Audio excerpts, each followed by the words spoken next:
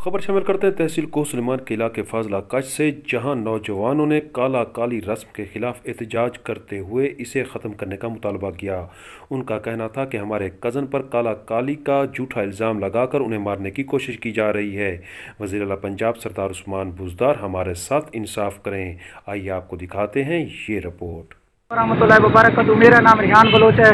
मेरे कबीले का ताल्लुक फाजला कच के इलाके खलील से है और मैं गबोल कबीले से ताल्लुक़ रखता हूँ। तमुन बुज़दार में तकरीबन 6 माह पहले की बात है कि हमारी बलोची रिवायात में जिस तरह है कि काला काली एक हमारे कज़न पर काला काली का इल्ज़ाम आयद किया गया, जो कि बाद में अकाबिरीन और मुअज़्ज़िज़ीन ने कहा कि इसमें कोई हक़ाइक़ नहीं है और जिसके बेस पर उन्होंने हमारे करीबी कज़न मोहम्मद हाशिम वल जमाल खान को काला करार दिया गया, लेकिन हालांकि इसमें कोई हक़ाइक़ नहीं है।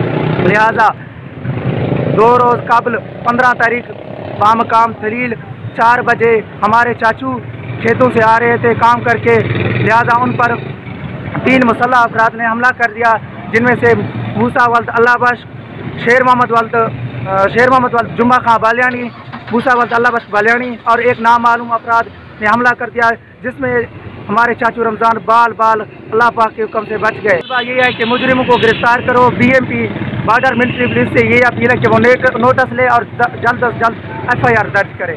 वज़ीर आला साहब और वज़ीर आज़म इमरान खान से हम अपील करते हैं कि हमें इंसाफ दें और हमारे इंसाफ के तकाज़े पूरा करें।